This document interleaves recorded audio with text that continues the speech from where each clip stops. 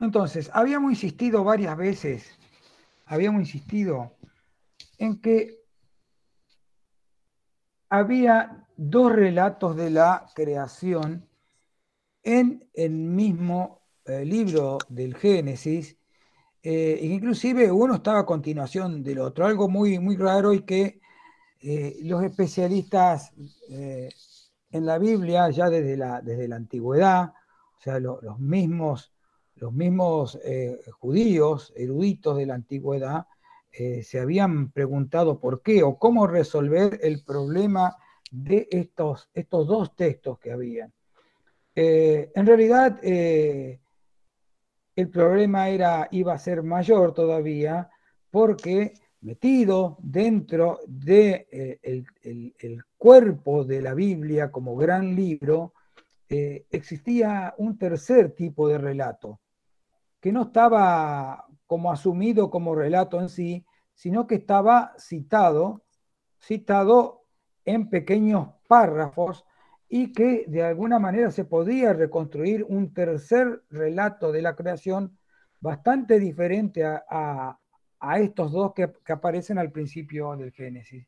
Para tener un poco de registro, para tenerlos un poco presente, tal vez algunos ya se dio cuenta de eso, ya ha leído por ahí el Génesis ya con una visión un poco crítica y los descubrió, tal vez otros no. Generalmente la gente que viene de escuelas primarias o secundarias religiosas no, por ahí no repara demasiado en el tema porque justamente eh, los comunicadores, la gente que se dedica a difundir la religión dentro de la materia, por ahí religión de las escuelas, no pone demasiado énfasis en estos dos, en la existencia de estos dos relatos, justamente porque por ahí distraen un poco la atención de aquel a quien quieren adoctrinar, ¿no es cierto?, dentro de la religión. Entonces por ahí cuentan una parte de uno, una parte de otro, o ilustran alguna situación con un aspecto, con otro, pero la gente no se detiene a compararlos y a ver cuáles son las similitudes y las diferencias entre los dos textos, y mucho menos preguntarse que por qué hay dos. Si Dios creó el universo, lo creó de una manera, no lo creó de dos maneras distintas, no hubo dos creaciones, hubo una sola. Entonces, este tipo de cuestiones son un poco incómodas. Ya eran incómodas en la antigüedad y yo creería que lo siguen siendo. Para que tengamos un poquito, yo hice una especie de síntesis ahí. Después sí, a medida que vayamos necesitando, lo vamos a ir leyendo por párrafo para poder ir analizándolos más detenidamente. Pero en términos generales, así, el Génesis 1 registra la creación y el desarrollo del mundo, ¿no? La luz y la oscuridad en el día 1, cielo y agua en el día 2, separación de la tierra y del agua, mala vegetación en el día 3, estrellas, luna en el día cuarto, animales en el 5 y el 6, y finalmente la primera pareja, hombre y mujer, efectivamente en el día 6. Entonces la creación para el Génesis 1 está compuesta por 6 días, son 6 días de creación y uno más en el cual el creador descansa y es un día santo, ¿no es cierto? Es un día que se respeta, es uno de los pilares de la religión judía hasta el día de hoy. Es un día en el cual no hay que trabajar, hay que dedicárselo en todo caso a la divinidad. Entonces, aparece esta idea del mundo realizado en etapas, en partes, en seis oportunidades. Le llaman días, ¿no es cierto? Para darle un nombre. Ya vamos a ver que tienen una connotación esto de llamarlo día y no escalones, etapas, niveles u otra forma. Es importante el tema de llamarlo día. Eh, el Génesis 2 comienza o sea, en los textos lo vamos a ver después que ahí se solapan los textos. El Génesis 1 llega hasta el día 6. El Génesis 2 comienza con el día séptimo del descanso de Yahvé y vuelve a relatar la creación, pero ahora de otra manera, que inclusive resulta ser no solamente diferente a la que había realizado anteriormente, sino que inclusive es contradictoria. De todas maneras, es probable que este cruce que hay, hay un solapamiento entre las dos narraciones, podría deberse a que no aparezcan como dos relatos discontinuos, sino que de alguna manera el grupo sacerdotal, que fue el que creó el primer relato, que en realidad es el último creado, el segundo es más antiguo, eh, tal vez quiso que no aparecieran tan inconexos, tan separados los dos relatos, como decir, capítulo 1 es este, capítulo 2 es este, sino que cruzó el séptimo día para que tuviera una especie de continuidad la narración, para que no parezcan que pertenecen en realidad a dos fuentes distintas como en realidad lo son. Después vamos a ver que el relato 1 tiene muchísimos elementos que son mesopotámicos, y el relato 2 tiene muchísimos elementos que se parecen mucho más a las mitologías cananeas. O sea, la herencia del primero viene de Mesopotamia y la segunda viene del mismo Canaán, del mismo lugar de donde surgen los judíos, ¿no es cierto? Los judíos ya como un grupo que tiene una identidad y que es el que termina componiendo la Biblia. Entonces, el segundo comienza inmediatamente con Dios descansando en el séptimo día, eso es lo que le comentaba. Luego presenta una nueva visión de la creación, es más compacta y donde todo parece producirse en un solo día. Y acá no hay etapas, no hay días en la creación que presenta el segundo capítulo. Dios crea a Adán y le pide que nombre al resto de los animales. Luego saca a Eva del costado de Adán, que eso es lo que comúnmente se reconoce como el tema de la costilla, que en realidad es una especie de malentendido. De todas maneras, para que ustedes se ubiquen, el segundo relato es el que tiene el tema que se llama popularmente como el tema de la costilla, cosa que el primero no lo tiene. En el primero, hombre y mujer son creados de una vez, simultáneamente, pero en el segundo no. En el segundo crea primero al hombre y después del hombre saca a la mujer. Por eso yo le decía que no solamente son diferentes, sino que inclusive en varios aspectos, muchos aspectos son contradictorios. Tienen muchísimos más elementos como para analizar, pero ya como les comentaba, vamos a ir viéndolo por parte. Esto es para que tengan un registro eh, de estos dos relatos.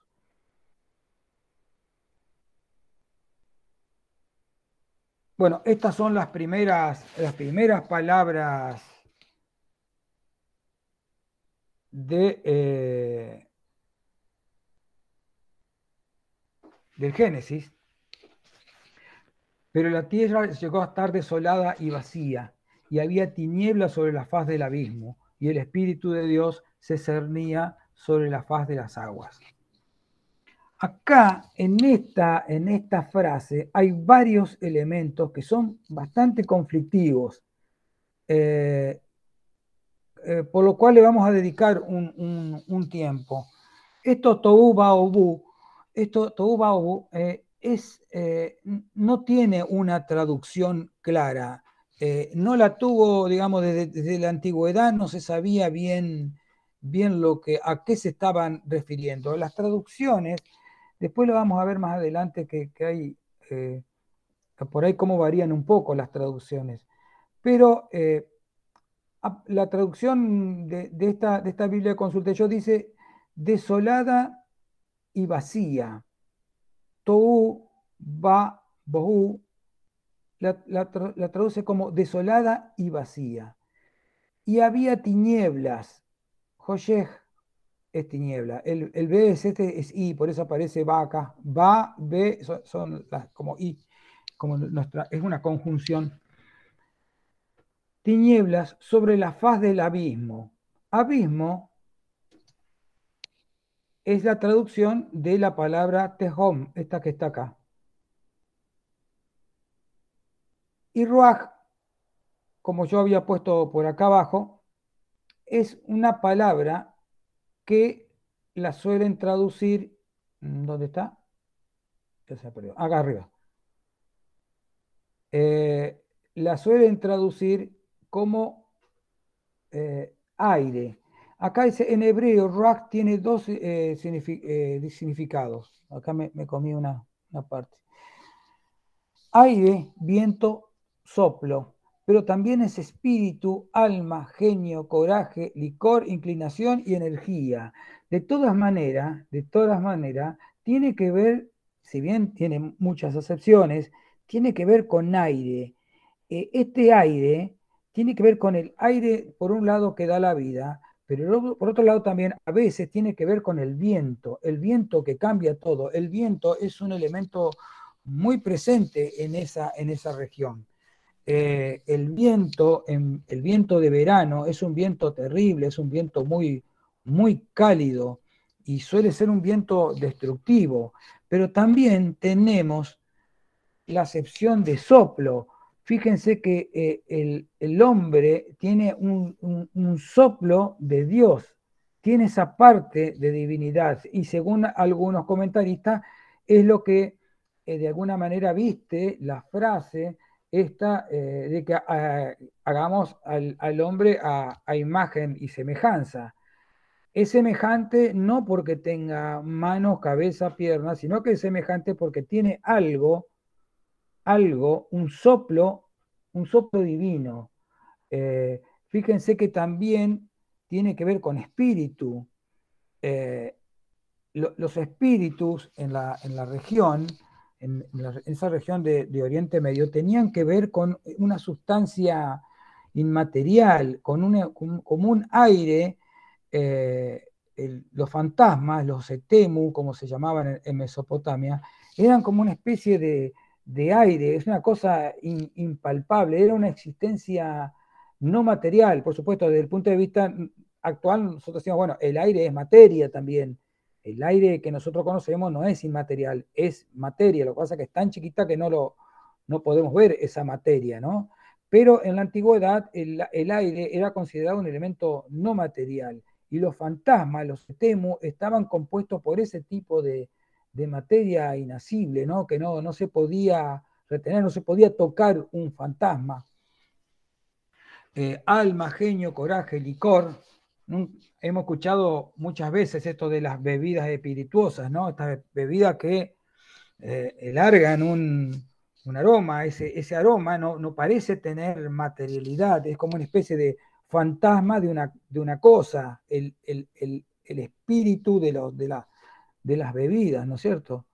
Bueno, y energía también, por eso es que es algo que puede llegar a cambiar alguna cosa.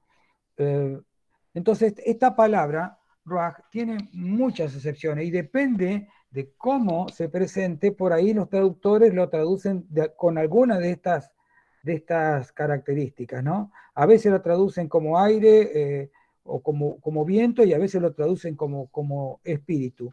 Después creo que yo puse unos párrafos de distintas Biblias para ver cómo inclusive los traductores del mismo párrafo ponen énfasis en distintas palabras.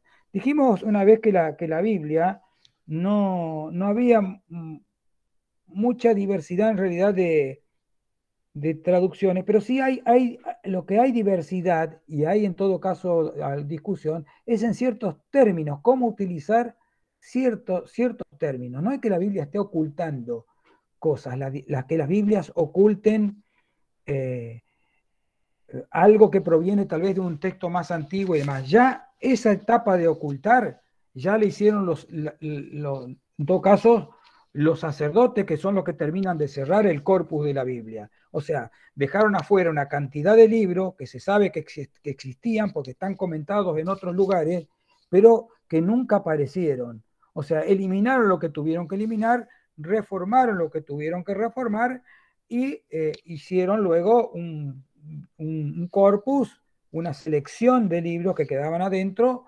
o otros que quedaron afuera del canon bíblico. Pero a partir de ahí, las traducciones, siempre con precauciones, son bastante confiables. Solo que al presentarse este tipo de palabras que no tienen una traducción directa al griego, eh, empiezan a ser como conflictivas, porque si ponen una palabra parece que se está poniendo énfasis más en un aspecto que en otro y demás. Nosotros no podemos libremente intercambiar, de entrada, aire por viento no son sinónimos.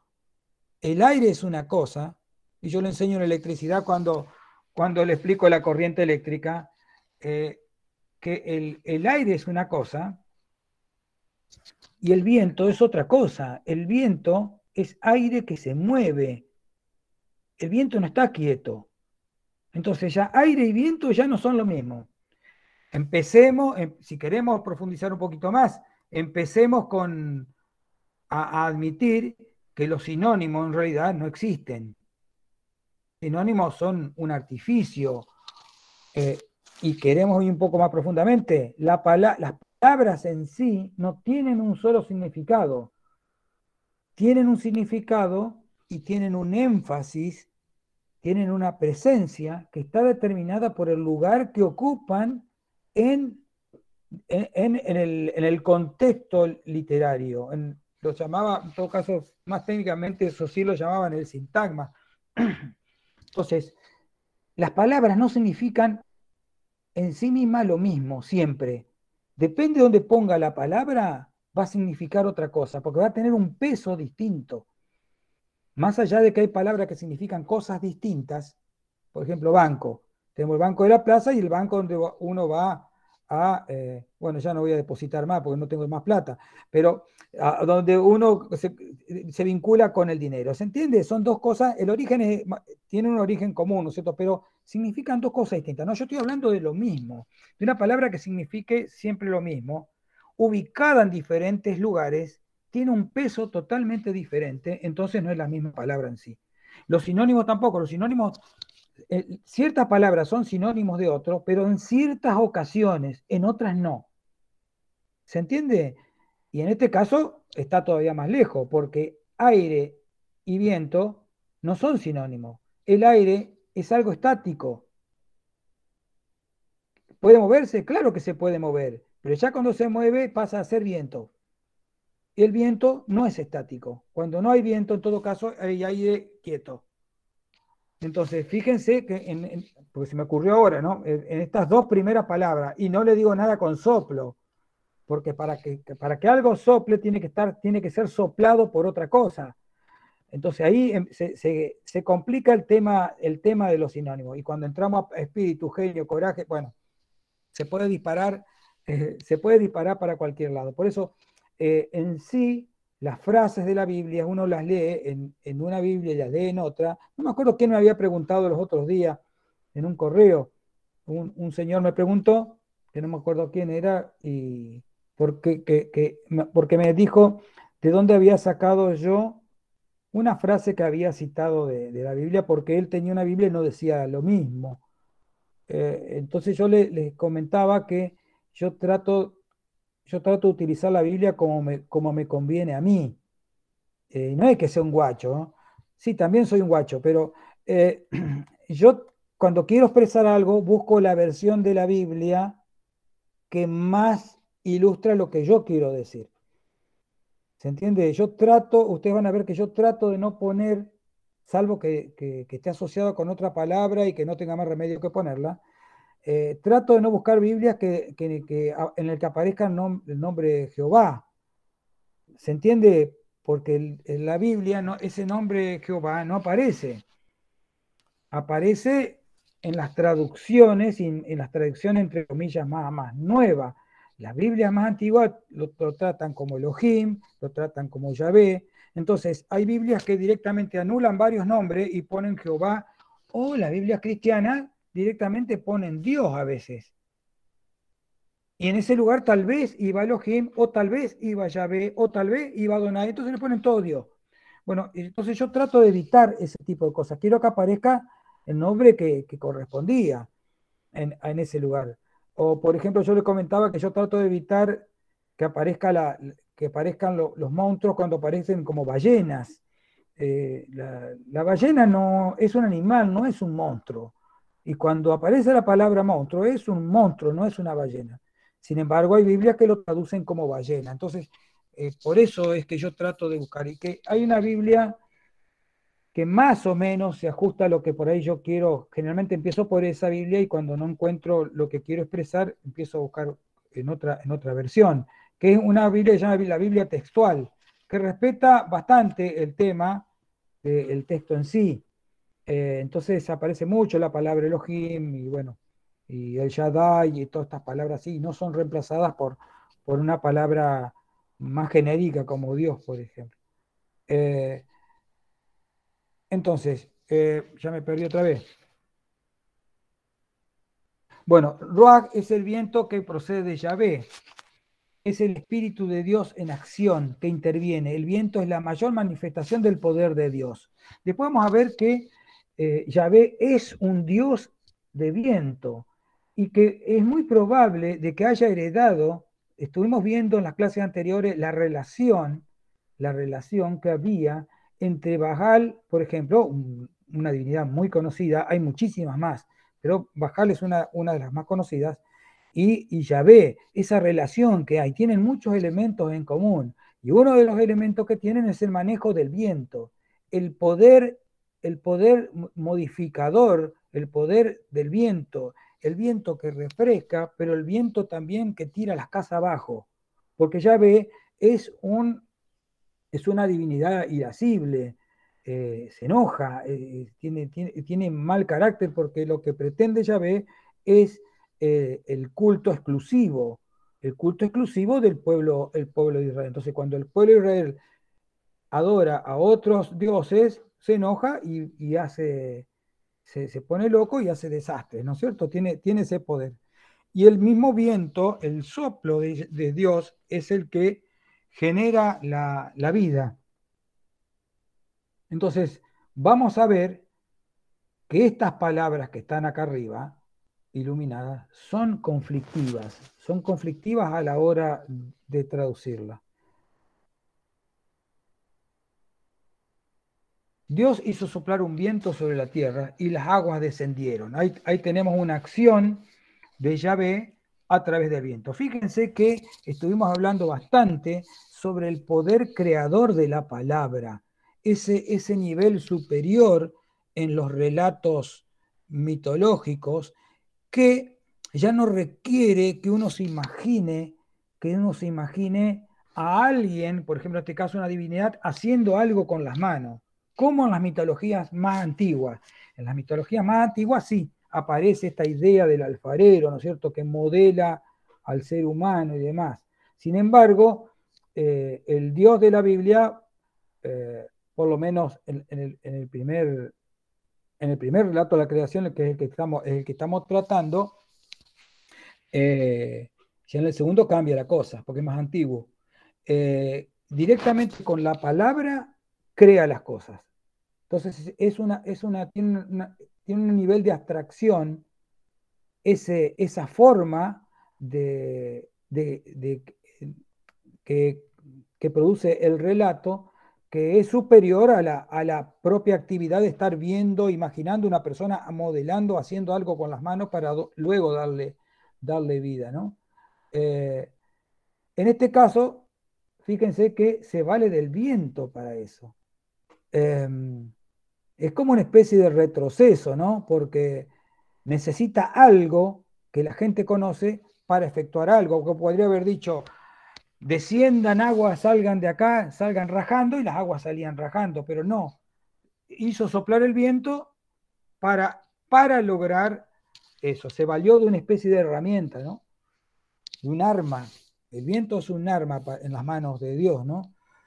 El Señor formó al hombre del polvo de la tierra, sopló en su nariz un hálito de vida y el hombre se convirtió en un ser viviente. Bueno, esto era lo que comentábamos recién también, el tema del aire, el soplo. El soplo es un viento cargado de energía espiritual y que cuando se lo da a una materia, esa materia puede llegar a cobrar vida. Dice, la Septuaginta utiliza el término griego neuma. La Septuaginta, recordemos un poco lo que era, porque por ahí nosotros creo que nunca la terminamos, nunca la definimos en una imagen así, en un texto, siempre yo la nombré nada más. Pero la Septuaginta es la primera manifestación de compilación de los libros de la Biblia, pero ya fuera de el terreno propio de Palestina, el terreno propio de los judíos, que se realiza específicamente para judíos de la diáspora. Recordemos que después ya con la vuelta de Babilonia, el regreso del exilio, se produce una diáspora. Muchos quedan en Babilonia, la mayoría de los exiliados quedan en Babilonia, pero otros también se van a otros lugares. La helenización posterior, recordemos que la vuelta de Babilonia es bajo el imperio persa, después viene el imperio de Alejandro Magno, el imperio helenista, toma poder en la región y se establece un nuevo tipo de mentalidad que la vimos cuando dimos cristianismo, ¿no es cierto? Hay como una apertura mental. Esa apertura mental también eh, cobra interés por parte de judíos que pretenden abrirse camino en otras regiones, ¿no? Entonces la diáspora continúa esta dispersión de los judíos por otros lugares fuera de Palestina. Entonces llega un momento cercano entre el siglo 3 y el 2 antes de Cristo, en el que es necesario tener una versión de los textos bíblicos en griego para los judíos de la diáspora que ya no hablaban hebreo. En realidad la lengua hebrea, yo les había comentado que ya en los tiempos de Jesús era relativamente poca la cantidad de gente que hablaba hebreo. El idioma, la lengua de la región era el arameo ya por entonces, un idioma parecido al hebreo, pero no era el hebreo, era otro idioma, otra lengua. Entonces, la Septuaginta sería la versión de la Biblia traducida al griego en Alejandría. Se la llamaba Septuaginta o Biblia de los 70 porque se decía que eran 70 sabios que se habían juntado para discutir al respecto y para formar este corpus de libros. Después de eso ya en la era cristiana, aproximadamente en el año 100, se produce esto de Yamnia, esto que habíamos nombrado también, que son ese grupo desplazado del templo de Jerusalén después de la destrucción del templo por parte de los romanos, que hacen la compilación de lo que va a ser la Biblia hebrea propiamente dicha, ¿no? Pero estos son anteriores. Esta Septuaginta en griego es anterior, son un par de siglos antes. Esta Septuaginta, cuando agarra eh, eh,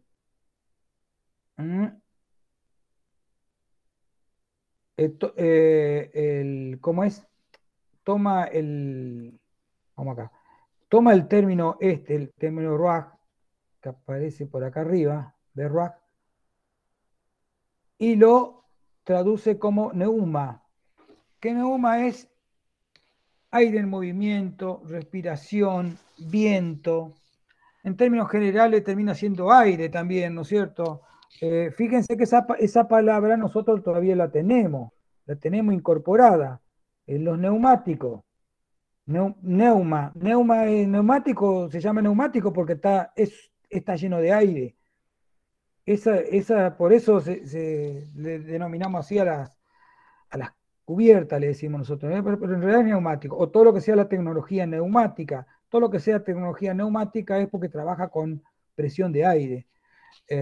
Bueno, es la misma palabra que daría origen a esa tecnología, ¿no? Entonces lo traducen como neuma. Este neuma es equivalente a lo que el monismo material de Anaxímenes toma como elemento originario. Este monismo material era esa búsqueda por la síntesis. Los griegos, cuando empieza a aparecer la filosofía griega, empiezan a ver eh, la diversidad del mundo y no pueden creer que el mundo sea en realidad tan diverso como parece. Tiene que haber elementos comunes. Seguramente alguno de ustedes ha hecho alguna clase de algún curso de filosofía y seguramente lo va a poder explicar mejor que yo, que hace 1000 años que no veo esto. Pero esta búsqueda por los elementos comunes, una de las más conocidas porque está muy difundida es como es aire, tierra, fuego y agua, ¿no? Pero eh, había otros que pensaron que el agua era el elemento común, como se manifestaba en la naturaleza de tres formas distintas, y había cosas sólidas, había cosas líquidas y había cosas gaseosas, se pensaba que todo en última instancia estaba formado por agua. Eh, Anaxímenes pensó que este monismo material, monismo acuérdense que es uno, este material primigenio, podía haber sido el aire. Eh, entonces, de alguna forma, la Septuaginta está tomando este término que tiene que ver con el aire, con el viento, como un elemento primordial, originario, propio de Dios, de alguna manera, el elemento clave de Dios. A partir de ese aire, Dios puede crear el resto de las cosas.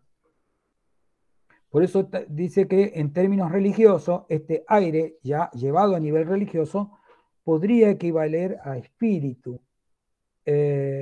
Nada más que como comentario, hay uno de estos filósofos griegos llamado Demócrito de Abdera que dio un paso más todavía y pensó que esas últimas cosas, o sea, empezó a dividir cosas, por ejemplo, dividió un pan, agarró un pan y lo dividía. Y decía, tengo medio pan. Entonces, de acá divido el pan y yo tengo cuarto pan. Y si después seguía dividiendo, que después empezó a seguir dividiendo con la cabeza, porque llegó un momento que no podía tener más miguita de pan en la mano, no la podía tener. Entonces pensó, tiene que haber algún momento en que no se pueda dividir más la materia. Entonces, ese momento es el de las partículas más elementales que puede llegar a haber. Que él no especificó la naturaleza de esas partículas, no con el aire, no con el agua. Entonces, directamente le llamó no divisibles. Yo a veces cuando hablo con los chicos de electricidad en la escuela, eh, ahí me doy cuenta que estoy tan viejo, porque resulta que yo le digo, ¿ustedes tienen enciclopedia en su casa? No, me dicen. Ya no tienen más enciclopedia. Bueno, les sonamos porque se me acaban los recursos. Porque la enciclopedia, las partes de la enciclopedia que seguramente ustedes tienen, están en tomos. Y tomo es una palabra griega que significa parte. Entonces, las enciclopedias están divididas en tomos. Cuando algo no se puede dividir, es un no tomo, o sea, un a tomo, el a negación del tomo, a negación de la parte, no se puede dividir, es no divisible. Demócrito de Abdera, allá por el siglo, creo que el siglo quinto o cuarto, ya no recuerdo, crea la palabra átomo, que es la palabra que se utiliza hasta el día de hoy. El tema está que después con la tecnología y demás, hoy por hoy sabemos que los átomos sí son divisibles, ¿no es cierto? Y hay varios modelos atómicos y sabemos que lo podemos dividir inclusive para producir reacciones nucleares que se utilizan para la energía energía civil o para la desbocada energía militar, ¿no es cierto? Eh, bueno, la tierra era algo informe y vacío, y las tinieblas cubrían el abismo, y el soplo de Dios se cernía sobre las aguas. Esto está sacado de una web del Vaticano. Vamos a ver cómo lo presenta otra versión. Y la tierra estaba desordenada y vacía. Fíjense arriba, informe y vacío. Y este dice desordenada y vacía. Y las tinieblas estaban sobre la faz del abismo. Y el Espíritu de Dios se movía sobre la faz de las aguas. El otro dice el soplo. Este está reemplazando soplo por espíritu. Fíjense cómo cada uno le pone lo que le parece más conveniente. La tierra, otra versión, una Biblia más nueva. La tierra era una masa caótica y las tinieblas cubrían el abismo. Ya no era informe y vacío, era una masa caótica, pero algo caótico no es algo vacío. Hay una especie de contradicción ahí. Están queriendo tratar de salvar la idea esta de vacío y poner algo que estaba caótico. Algo caótico es algo que en términos cotidianos carece de orden, ¿no es cierto? Pero vamos a ver que tal vez podría referirse en realidad a una manera peyorativa de llamar a otro orden en realidad. El orden es el nuestro. Todo lo que no sea bajo nuestra contemplación de lo que es el orden es algo caótico, diríamos, ¿no es cierto?, de manera autoritaria.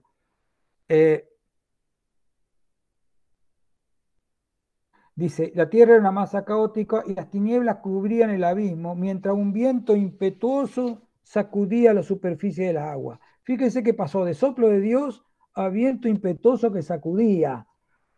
En realidad, cualquiera de estas versiones tiene seguramente argumentos para indicar que por qué utilizó esta forma. Y de hecho tienen elementos para decir una cosa o la otra, ¿no? La tierra era caos y confusión y oscuridad. Por encima del abismo, un viento de Dios aleteaba por encima de las aguas. Esto del viento que aletea es una imagen que yo intenté buscarla para tener algunas otras, otras versiones, tiene un poco más de asidero sobre esto, pero se habla del ala del viento a veces. No sé si ustedes han escuchado. El ala del viento, no el ala como algo que vuela, sino el ala como un elemento propio, no de un ave, no de una máquina, sino del viento. Entonces, un viento de Dios aleteaba, el viento es el que aletea. ¿Se entiende? Entonces, cada una de estas versiones toman acepciones distintas de esa palabra hebrea, ¿no? Y cada uno tiene una forma de argumentar que por qué lo toma. Bueno, el libro de Job, oíd atentamente el trueno de su voz y el estruendo que sale de su boca. Suelta por debajo de todos los cielos sus relámpagos, que alcanzan hasta los extremos del orbe. Tras ellos ruge su voz, atruena con su voz majestuosa. De las cámaras del sur manda el torbellino, y de los vientos del norte la helada. Del soplo de Dios se forma el hielo, y se cuaja la superficie de las aguas. Carga de humedad las densas nubes, y dispersa las nubes de tormenta, que giran y dan vuelta conforme a sus designios para cumplir sus encargos sobre la faz del orbe. Esto parece un análisis meteorológico. Fíjense, Yahvé consiguió laburo, porque todo esto está utilizando, está trabajando con elementos naturales. Fíjense que estamos lejos de esa personalidad que crea con la palabra, de esa personalidad puramente espiritual, que está por encima de todo lo material. En este caso, fíjense que utiliza elementos muy concretos y que tal vez en la antigüedad estas cosas eran muy reconocibles en una diversidad de dioses. El dios del viento, el dios del trueno, el dios del relámpago. ¿Se entiende? Es un dios de la naturaleza, muy distinto al que aparece en otros momentos de la Biblia, ¿no? Y mucho más lejos del que se tiene ahora, ¿no es cierto? Muchísimo más alejado. Pero particularmente esto de la voz del trueno y el relámpago, se parece mucho más a Zeus que al mismo Yahvé, ¿no es cierto? Entonces Yahvé respondió a Job desde el torbellino. O sea, permanentemente esta relación de la divinidad con el viento, ¿no es cierto? Con el viento que puede producir cambios grandes. Y de repente, esto ya es dentro del cristianismo, ¿no es cierto? Está en los hechos, y de repente vino del cielo un estruendo como de un viento recio que soplaba, el cual llenó toda la casa donde estaban sentados. Y se les aparecieron lenguas repartidas como de fuego, asentándose sobre cada uno de ellos, y fueron todos llenos del Espíritu Santo. Entonces, esta idea de este Dios vinculado con el aire, con el viento, con el soplo, eh, sobrevive hasta las mismas interpretaciones cristianas. Entonces, estamos relacionando a Dios con el trueno, con el viento y con el Espíritu Santo, digamos, el Espíritu Santo, espíritu, el aire en movimiento, el soplo divino.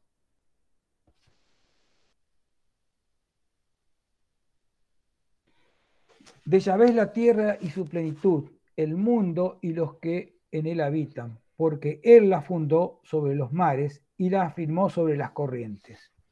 Entonces, recordemos lo que vimos la clase pasada cuando vimos la cosmogonía menfita, por lo menos la vimos por encima, pero no, tomamos por lo menos la parte que necesitábamos para compararla con esto, ¿no? Está hablando de que eh, crea la tierra, ¿no es cierto? Crea el mundo y la fundó sobre los mares y sobre las corrientes de agua. Recordemos la aparición del montículo que vimos en los mitos egipcios que vimos la clase pasada. El océano que todo lo cubre y la aparición del montículo. Acá Yahvé crea la tierra y la pone sobre los mares y sobre las corrientes, ¿no es cierto? Es el mismo tipo de imagen. La diferencia que tiene, por lo menos hasta ahora, después vamos a ver cómo cambia la situación, es que en Egipto ese mar eterno, ese mar primigenio, estaba personificado por una divinidad que se llamaba Nun. Entonces, eh,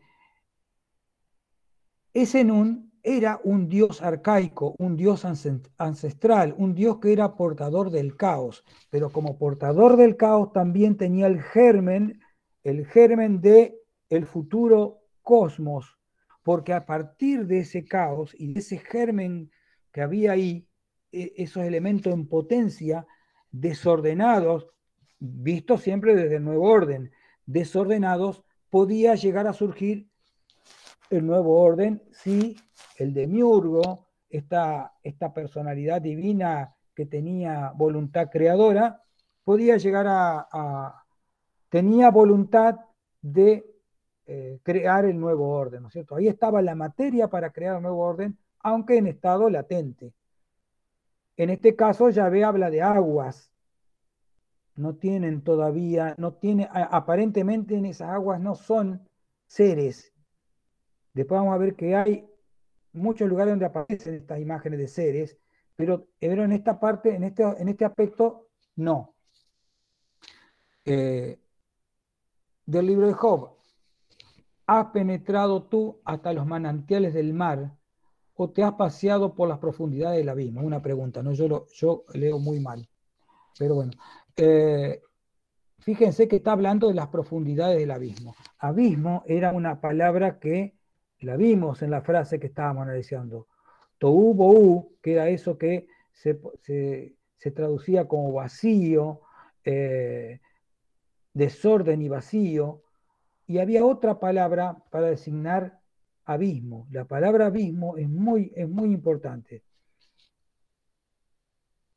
Eh, la roca de Jerusalén, esto es una cita de un libro de Elías que se llama El mito del eterno retorno, que si mal no recuerdo yo lo puse en comunidades, ya cuando empezamos a dar lo del Génesis, cuando dimos la clase de mitología al principio, ahí yo puse, creo que puse el libro entero. Me parece que el libro era más o menos dentro de todo era liviano y yo lo puse entero, me parece. Porque generalmente les doy un par de capítulos, pero me parece que está todo. Es un libro muy, muy interesante, ¿eh? Y más para aquellos que les interesen eh, las relaciones entre las diferentes mitologías, cosa que nosotros acá, para poder cerrar un poco, nosotros lo que hacemos, ahí me dice Lidia que está el libro entero.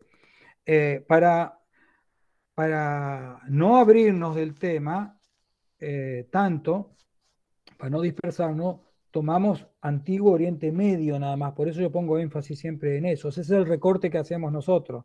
Pero la mitología comparada es comparada en todo el mundo y los libros de Ilíada tienen esa característica.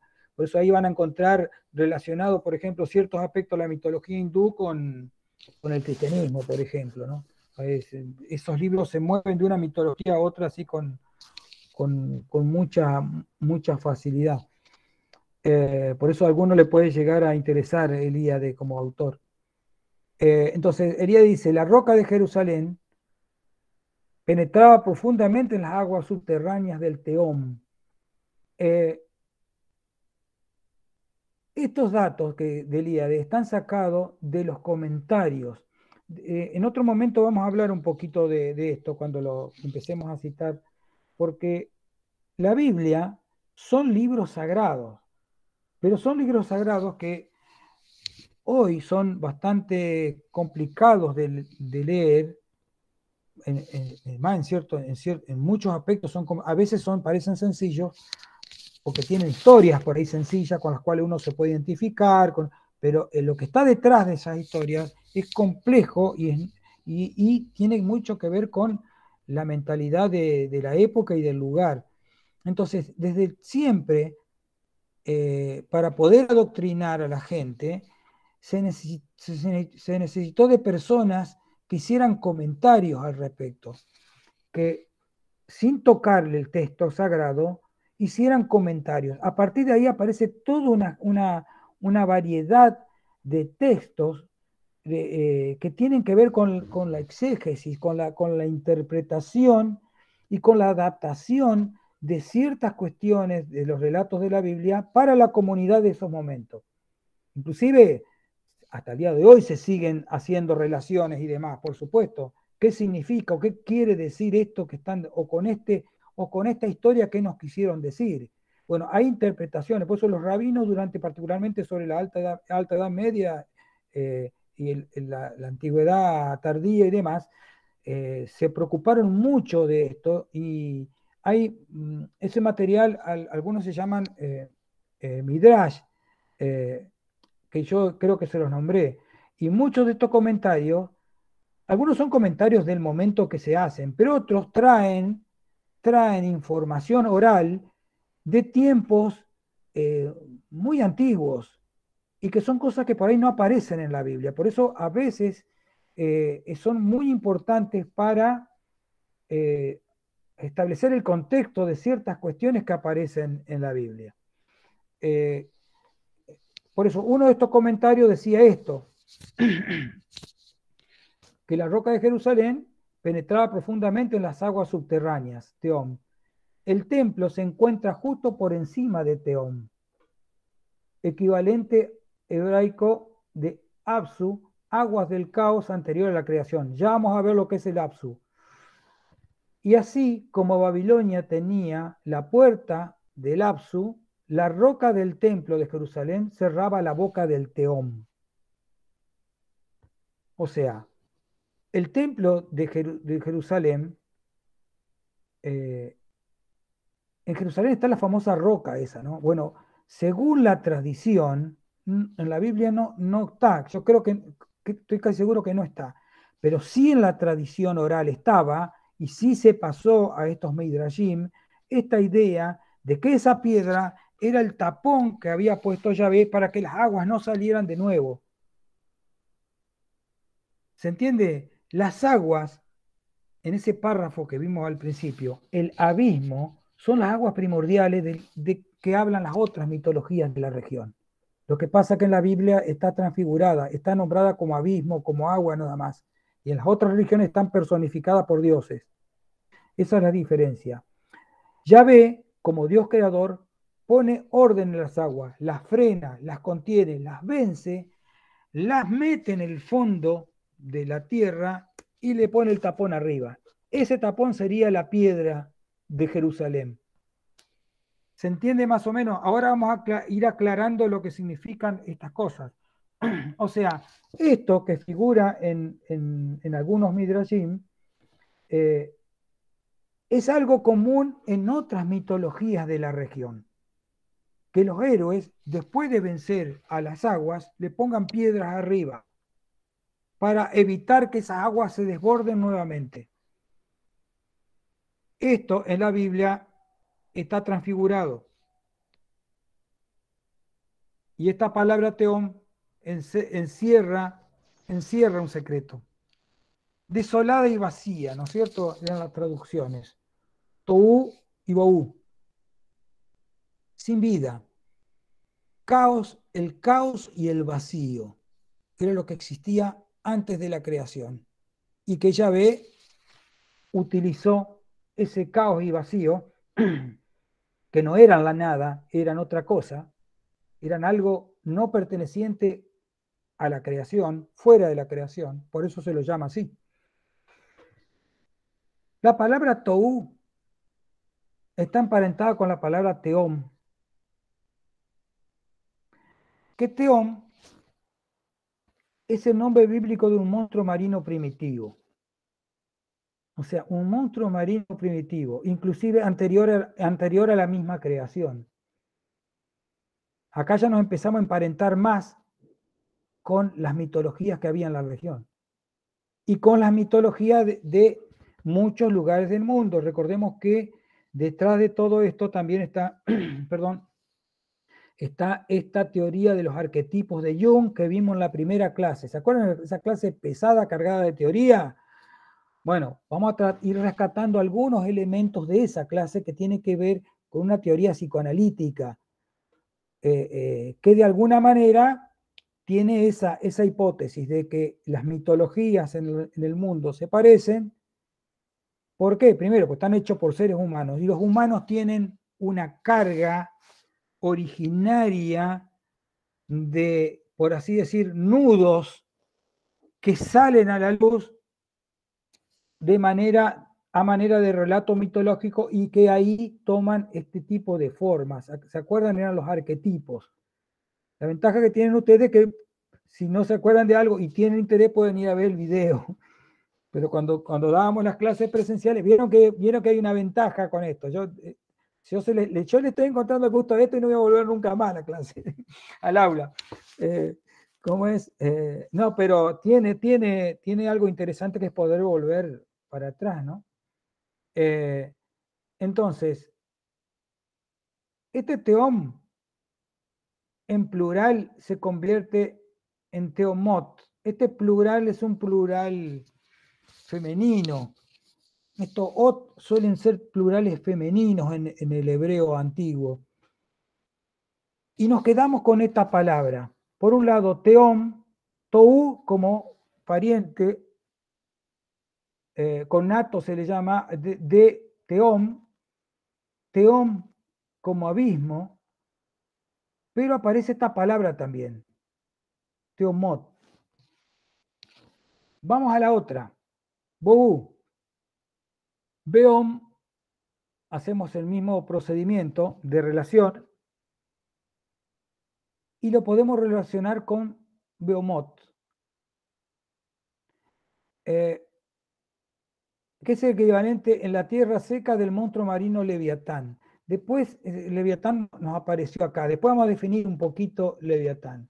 Pero por lo que podemos ir viendo, es que existían monstruos, como en el resto de las mitologías. Lo que pasa es que en la Biblia están transfigurados. O sea, Behemoth es una bestia que después más adelante la vamos a definir. Es una bestia terrestre, tremenda, gigantesca, inconmensurable, que está vinculado con un desierto. Generalmente los monstruos estos están vinculados con lugares hostiles al ser humano. Por un lado tenemos un leviatán, por ejemplo, vinculado con el mar incontenible, personificado a través de un monstruo, o sea, el mar como si fuera un tremendo monstruo marino que acecha continuamente a la creación para destruirla, y vemos como un monstruo terrestre que tiene otras características, que está vinculado con un desierto, ese otro lugar hostil. Sin embargo, vemos por ahí hay versiones que son bastante favorables en cuanto al monstruo en sí. El gran enemigo parece haber sido el mar. Y con esto estamos entrando, o sea, estamos saliendo de una creación del universo para entrar en algo más común de las mitologías, que es la lucha cósmica, la lucha de un creador, de un Dios creador, contra ese material inerte que se traduce como desolado y vacío, como la tierra desolada y vacía sin nada, pero en realidad hay un material ahí que se opone permanentemente a la creación. Ese material está personificado a través del mar y de los monstruos marinos. Entonces, el héroe creador, tiene que luchar contra los monstruos y con esa materia de los monstruos crear el universo.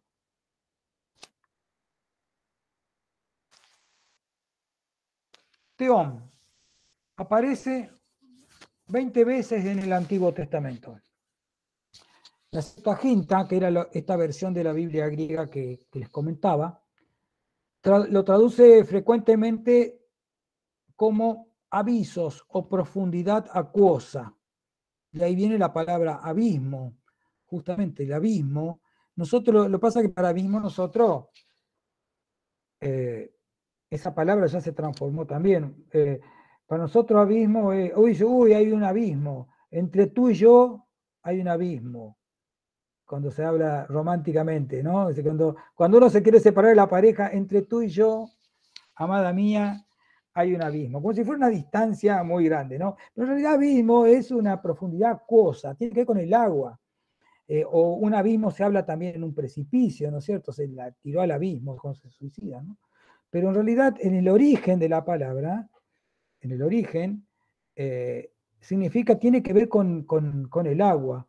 Por eso traduce, la Septuaginta traduce a esa palabra teón cuando aparece, la mayoría de las veces la traduce como avisos, que es una profundidad, es una especie de pozo sin fondo lleno de agua. Y con el tiempo serían las aguas de abajo.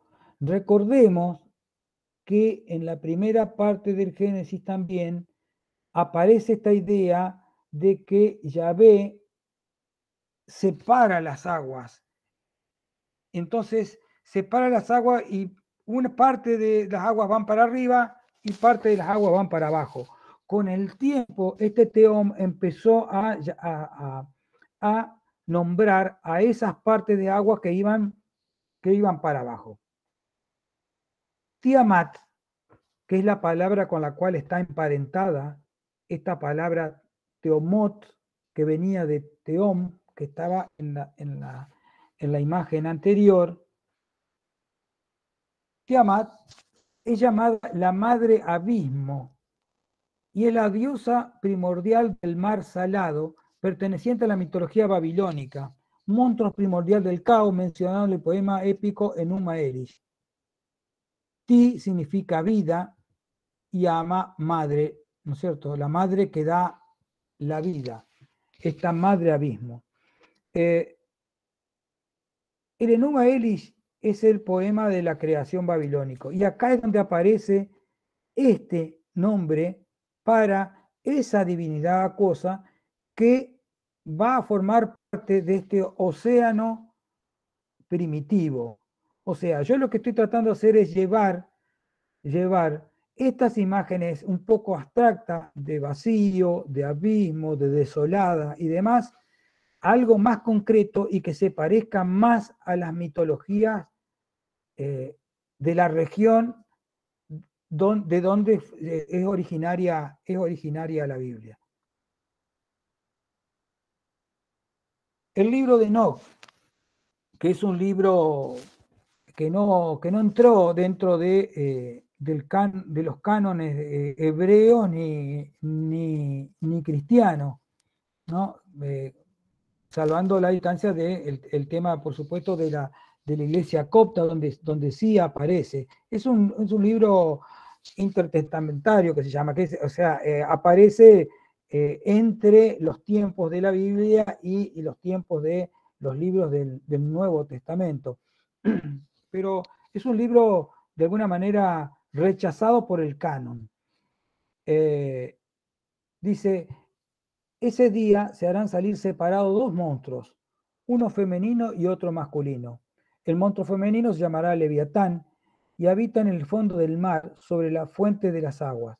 El monstruo masculino se llama Behemoth, se posa sobre su pecho en un desierto inmenso llamado Duidaim. Este tipo de monstruos gigantescos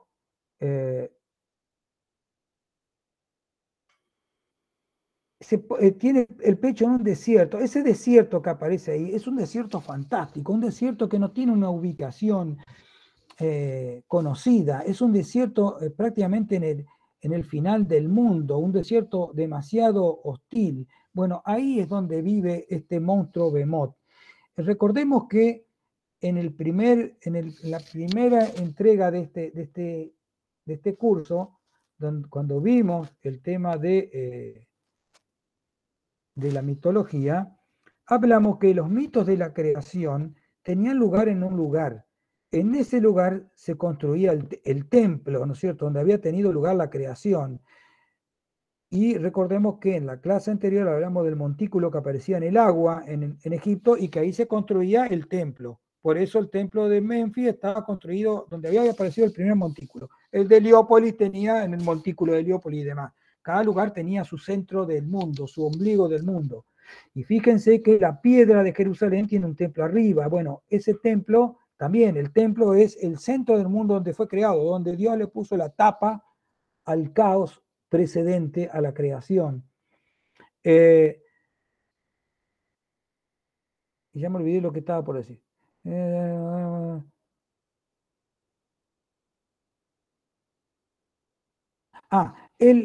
Ese centro de la creación, ese ombligo del mundo, tiene por supuesto una centralidad. A partir de ese lugar más sagrado del mundo, por supuesto, para el creyente en esa mitología o en esa religión. A partir de ese centro, el mundo se va volviendo, el espacio se va volviendo cada vez más hostil, se va volviendo más profano, como lo llama Elíade. Por eso habla de espacio sagrado y espacio profano. Ese se va volviendo cada vez más hostil al hombre, más hostil, y cuando llega a los extremos se encuentra con el mar o con el desierto, los lugares donde habitan los demonios y las bestias del caos. El mar, y en este caso, Behemoth, o sea, en este caso que está nombrando el libro de Enoch, Leviatán y Behemoth.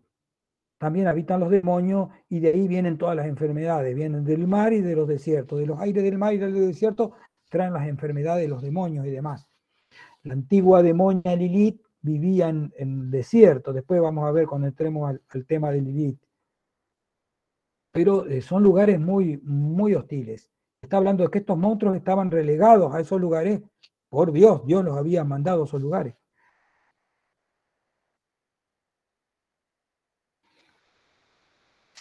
Entonces, si estas palabras, si las palabras originales con que empezamos hoy la clase, si estas palabras estaban referidas a monstruos, Tohu, Bohu, Teom, la identidad de Tohu con Teomot y la de Bohu con Bemot han sido suprimidas por razones doctrinales. O sea, el redactor sacerdotal no se podía permitir que en su redacción, en su corrección del texto o en su creación del texto, aparecieran monstruos, porque los monstruos son divinidades arcaicas y el monoteísmo extremo de los sacerdotes, de los sacerdotes del grupo redaccional sacerdotal, vamos a hablar no de los sacerdotes concretamente, sino del grupo redaccional, del grupo ideológico de los sacerdotes, no podía permitirse la aparición de algo que se parezca a una divinidad, por el monoteísmo a ultranza que ellos profesaban.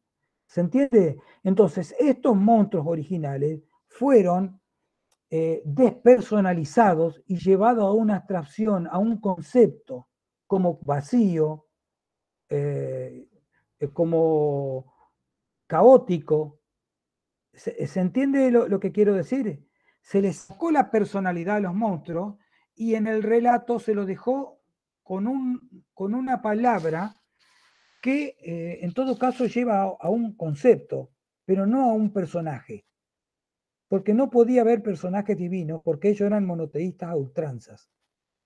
¿Se entiende lo que quiero decir? Que ellos vuelven del exilio y en el exilio se gesta el monoteísmo extremo. Recordemos, recordemos que en algún momento lo nombramos al segundo Isaías y recordemos que el libro de Isaías tiene tres grupos reaccionales distintos. El primero es previo al exilio, el segundo, el Deutero Isaías, segundo Isaías, es del exilio y el trito Isaías es posterior al exilio. Ya el Deutero Isaías, o sea, el Isaías que escribe, el grupo redaccional que escribe el libro de Isaías en Babilonia, establece el monoteísmo extremo. No hay Dios fuera de Yahvé. ¿Se entiende? Antes decían, no adoraréis a otros dioses que no sea Yahvé. Yahvé es un Dios celoso. Bueno, entonces, los otros dioses existían, pero no había que adorarlos. Era una especie de monolatría. En el exilio se endurece este grupo y proclaman la inexistencia del resto de los dioses. Entonces ahí se establece el monoteísmo extremo. Ese grupo, que está formado por grupos sacerdotales, es el que vuelve, el que revisa la Biblia, modifica algunas cosas y establece el primer relato de la creación donde despersonaliza toda otra divinidad que puede llegar a aparecer, sino que genera abstracciones de esas personalidades. ¿Se entiende más o menos lo que quiero decir? Despersonalizar sería sacarle la identidad de personajes que puedan llegar a tener una filiación divina. Los otros dioses no existen para el monoteísta. Por eso aparecen en otra clave. Por eso nosotros podemos llegar a comparar las palabras y poder darnos cuenta de que ahí, atrás de esas palabras tan raras para nosotros, porque somos actuales, no conocemos la lengua y demás, pero eran raras en la época también. La gente en la época no sabía. Los textos rabínicos debaten sobre estas palabras. Entonces las cosas no estaban tan claras. ¿De qué se trata? ¿Qué quieren decir cuando meten tohu bohu? Porque son cosas muy raras para la lengua de la época. Entonces lo más probable es que sean nombres propios de ciertas divinidades transfiguradas, modificadas, para que no aparezcan las divinidades. ¿Se entiende más o menos cómo es esto? y que por qué hace tanto tiempo que estamos con estos dos renglones y vamos a seguir un tiempito más con estos dos renglones. Bueno, pues tiene mucho de mitología oculta. El Salmo 148, alabad al Señor desde la tierra, monstruos marinos y todos los abismos. O sea, que los monstruos marinos alaben al Señor, pero también los abismos. Pero si los abismos es una cantidad de agua, ¿cómo un abismo va a adorar? Entonces ahí se dan cuenta que hay una personificación oculta. ¿Se entiende esto? Los monstruos marinos son personajes, tienen vida. Un abismo es un pozo con agua, pero este abismo no es cualquier abismo, tiene personalidad. O la tenía, ¿se entiende? O la tenía en la cultura popular. Cuando se la pasa por escrito, se la transfigura para que quede, pero que no quede posibilidad de que a alguien se le ocurra rendirle culto al abismo también, como ser. Las atracciones caos, tohu, babou y abismo, teón, no tentarían a ningún adorador y en consecuencia ocuparon el lugar de las antiguas divinidades matriarcales. ¿Se entiende? Caos y abismo no son personalidades, no tienen ningún tipo de personalidad. Pero Tohu Baobu sí la tenía en origen. Entonces fueron de alguna manera interpretadas como conceptos, cuando en realidad se trataba de personajes antiguos. Entonces, como concepto, de acuerdo a lo que dice el párrafo, a nadie se le va a ocurrir adorar un concepto. Se adoraba un personaje, una personalidad divina. Por eso la transfiguran. Los sacerdotes se ocupan de hacer este trabajo, de tratar de sacar todos los dioses que podrían haber estado vinculados con Yahvé en la creación del mundo, ya sea a favor o en contra. En este caso serían en contra, ¿no? Porque Yahvé lucha contra el abismo. ¿Se entiende más o menos? Por eso, acá cobra importancia las preguntas que nos hicimos respecto de la palabra Elohim, como un plural de Dios. Entonces no es tan descabellado pensar que los dioses crearon los cielos y la tierra. Algo oculto puede llegar a ver en esa palabra Elohim que nunca la eliminaron. ¿Se entiende cuál es la complejidad del problema? Lo que nos parece muy normal en las mitologías de los vecinos nos resulta muy raro en el relato de la creación, que también es una mitología de la Biblia. ¿Por qué? Porque tenemos la idea de que existe un solo Dios. Cuando en realidad la cultura popular, más que la cultura popular, la cultura judía era normalmente politeísta y un grupo de personalidades instala, por una cuestión político-religiosa, ¿no?, el monoteísmo extremo.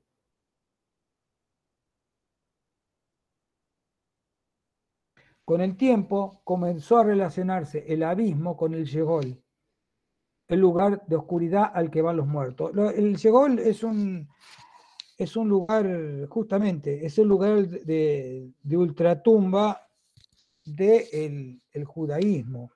Francamente yo no sé el judaísmo actual, qué posición tiene al respecto, ¿no? Porque no conozco el judaísmo actual.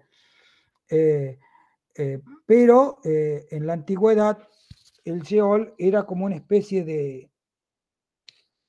de pozo sin fondo, que estaba conceptualmente relacionado con el abismo, el mar sin fondo, ¿no es cierto? El mar cubierto lleno de agua salada, y el agua salada es hostil, porque las aguas de los ríos son aguas buenas, entre comillas. Son buenas cuando funcionan bien los ríos, cuando se desbordan son aguas malas también. Las corrientes son malas, los ríos en sí son buenos, las corrientes de los ríos suelen ser malas.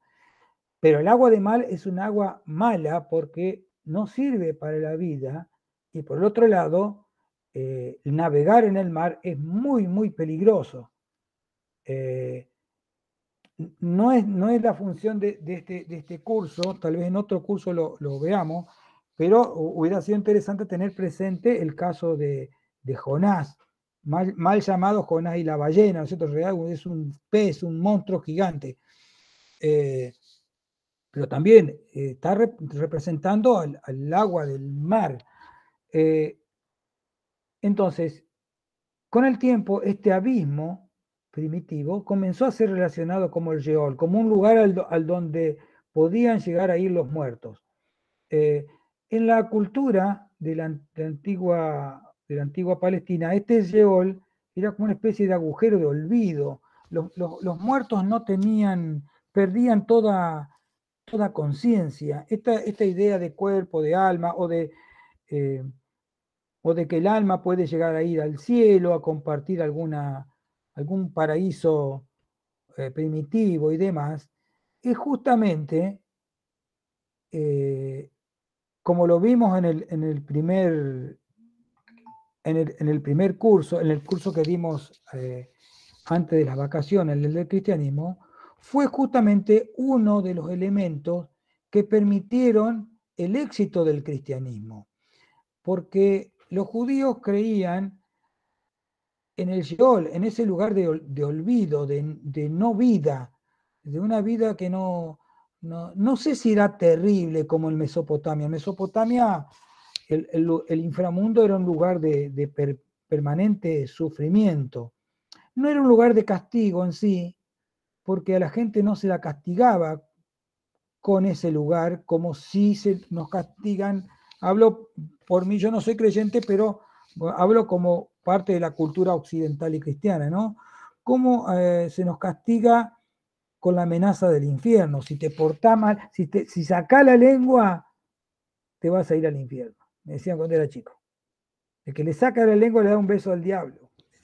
Bueno, la cosa es que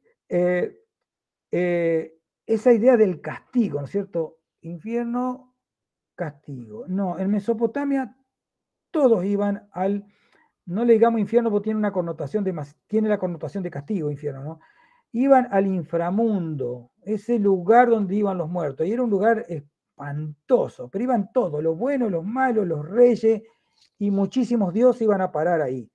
El Sheol era un lugar tal vez no tan hostil, pero sí un lugar de no vida, de olvido. O sea, la vida del antiguo judío era una vida que tenía que dedicar al culto de Yahvé, a la adoración permanente a Yahvé. Pero después de la muerte iba a parar al Sheol. O sea, Yahvé no sé, como que ya hasta aquí llegó mi representación, digamos. Después se tenían que arreglar solo. Entonces, este abismo empezó a ser comparado con el Sheol. Dice en el Apocalipsis, ya, esto es cristiano, ¿no? Vio un ángel que descendía del cielo con la llave del abismo. Esta relación del abismo y del abismo encerrado también es muy común en la época. Así como está encerrado con la piedra de Jerusalén, es como que hay muchas veces que aparece que le ponen cerrojo al abismo, lo encerrojan para que ese abismo no invada la tierra. Recordamos que el abismo está relacionado con las fuerzas del caos, y las fuerzas del caos ponen en peligro la creación permanentemente. Entonces había que tenerlo encerrado. Dice, la llave del abismo y una gran cadena en la mano. Y prendió al dragón, la serpiente antigua, que es el diablo y Satanás, y lo ató por 1000 años. Ya acá ya tenemos una versión ya de el diablo concreto, ¿no?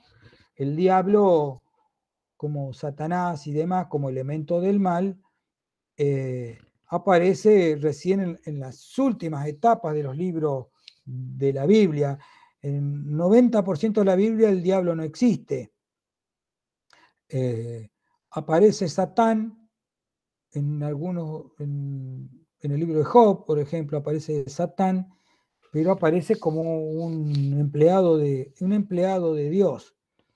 no como una figura antagónica y del mal. Está en la historia dando vuelta de los ángeles caídos, después el cristianismo hace una síntesis de todo eso, interpreta que los ángeles caídos son los demonios, y que interpreta también que la serpiente era Satanás en el paraíso, pero eso la Biblia no se encarga de ese tipo de cosas, no tiene nada que, para la Biblia no tiene nada que ver una cosa con la otra, son cosas diferentes. Pero esto ya es un texto cristiano. Entonces, la serpiente antigua, fíjense, le llama serpiente antigua. La palabra serpiente es muy, muy importante. Que es el diablo, Satanás, y lo ató por 1000 años. Y lo arrojó al abismo y lo encerró y puso su sello sobre él. El sello es el sello de una puerta, de algo que no se puede, que únicamente el dueño del sello puede romper, ¿no? Para que no engañase más a las naciones, hasta que fuesen cumplidos 1000 años, y después de esto debe ser desatado por un poco tiempo. Y yo les comentaba en otro momento que citamos algo parecido, que a partir de acá, de este tipo de afirmaciones, aparecen los movimientos llamados milenaristas, estos que ven el fin del mundo en las cercanías del año 1000, y que bueno, después se van a seguir llamando milenaristas otros grupos que son también que ven el fin del mundo en algún momento, y el fin del mundo trae aparejado la liberación del demonio. Esto de la peste también podría haber caído de esa manera, ¿no? El tema de que muchos creían que se trataba algo así como una especie de castigo del fin del mundo y demás, ¿no? Los movimientos milenaristas también mutan después, con el tiempo, mutan de lo religioso a lo político, y por ejemplo, se lo considera también dentro del milenarismo, por ejemplo, al nazismo. Hay quienes consideran que el nazismo es un movimiento del tipo milenarista, o el mismo comunismo stalinista, por ejemplo, ¿no? Que proponen ese tipo de guerra santa contra otro. Tienen elementos que se llaman, que ciertas personas le llaman milenaristas. Dentro de la literatura ugarítica, ¿recuerdan Ugarit? Estuvimos viendo. Hay un texto que lo encontró, Lidia lo encontró por su cuenta, y yo lo tenía hace tiempo, así que lo puse en comunidades, un texto, yo no me acuerdo cómo se llamaba, porque tengo varios que son parecidos el título, pero no sé si Ugarit y la Biblia, una cosa así, que compara algunos aspectos de la religión ugarítica y algunos párrafos de la Biblia, cosa que vamos a hacer continuamente. Entonces, dentro de la literatura ugarítica, Baal, recordemos que Baal era ese dios guerrero, un dios guerrero que hace una especie de diarquía con el dios supremo, que es el dios El. Recordemos que el dios El es un dios del cual Yahvé toma atribuciones y toma el mismo nombre y se lo atribuye como una especie de epíteto propio, ¿no? Cosa que muchas divinidades hacían, entre ellos Marduk, que lo vamos a ver más adelante. Ya mencionamos lo de Marduk, lo de los 50 nombres de Marduk. Bueno, es algo parecido, que es el crecimiento paulatino del poder de una divinidad por encima de las otras. Entonces, en lugar de negar a las divinidades, se la come, digamos, se comen las divinidades y se dicen, bueno, esa divinidad también soy yo. ¿Se entiende? Entonces, él era el Dios supremo de Canaán y de Ugarit, por supuesto, y mantenía una especie de diarquía, de gobierno en conjunto con Baal. Él era el creador del universo, el padre de los dioses, pero Baal era un dios guerrero que tenía que estar permanentemente luchando contra las fuerzas del caos para que no alteraran el orden establecido. Entonces, es Baal el que hace el trabajo sucio y permanente. O sea que el dios él creó el universo y se echó a dormir. Pero Baal era el que tenía la espada y la masa y tenía que estar peleando continuamente contra los monstruos que acechaban el orden establecido. fíjense que esto son cuestiones religiosas, mitológicas, pero tienen mucho del correlato de la política, ¿no? ¿Qué sentido tiene que una divinidad pelee contra fuerzas del caos? Y la idea es primero mantener el statu quo, y la otra es de alguna manera mantener su propia imagen, porque mientras haya enemigo, Baal es necesario. Entonces, la misma política tiene estos sistemas políticos muy, muy fuertes, tienen que estar permanentemente manteniendo el enemigo, o si el enemigo se lo vence, creando un nuevo enemigo para legitimarse en el poder permanentemente. El caso más visible que tenemos es Estados Unidos. Estados Unidos, Estados Unidos y Rusia, China y Rusia, China y Estados Unidos, ¿se entiende? Este tipo de cuestiones muchas veces ni siquiera tiene que ver con capitalismo, comunismo. A veces sí, a veces no.